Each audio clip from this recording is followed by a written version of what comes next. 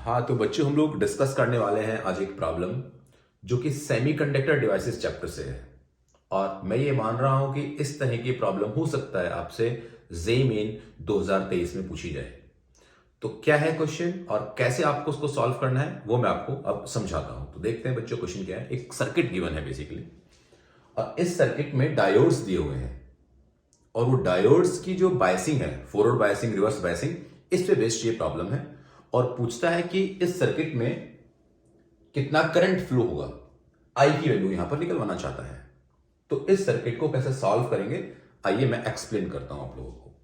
बच्चों ये बात आपको आइडिया होगा कि जो डायोड होते हैं वो दो तरह से बायस होते हैं, या तो फॉरवर्ड बायस या फिर रिवर्स बायस। अगर वो फॉरवर्ड बायस है तो करंट का फ्लो होता है, और अगर वो रिवर्स बायस है तो करंट का फ्लो नहीं होता है।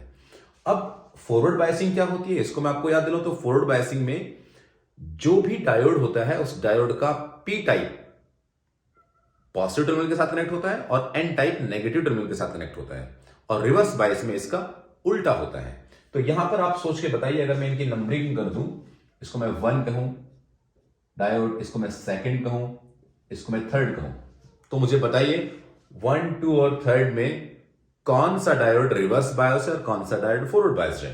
तो देखिए, अगर मैं देखूं तो 1 का ये ऐसा समझते हो ना तुम लोग कि ये वाला पार्ट पी होता है, ये वाला पार्ट एन होता है डायोड का। एन किससे जुड़ा हुआ है? नेगेटिव से। ये नेगेटिव है, ये पॉजिटिव है। एन नेगेटिव से जुड़ा है, कैसा बायस्ड है? Forward bias. इसका भी ये एन पार्ट है, एन टाइप है, ये भी किससे जुड़ा है? नेगेटिव से। ये भी कैसा बायस्ड है? फॉरवर्ड बायस है। लेकिन इसका जो ये पी पार्ट है, ये पी किसके साथ जुड़ा हुआ है?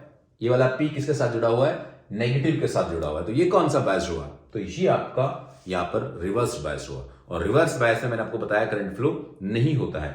इसका मतलब इस वाले डायोड से करंट फ्लो नहीं होने वाला है, और तब इससे करंट फ्लो नहीं होने वाला है। इसका मतलब अब इस सर्किट में इस लाइन का कोई मतलब ही नहीं रह जाता है। इस वायर को आप भले यहां से हटा दीजिए, इसका कोई मतलब नहीं रहा।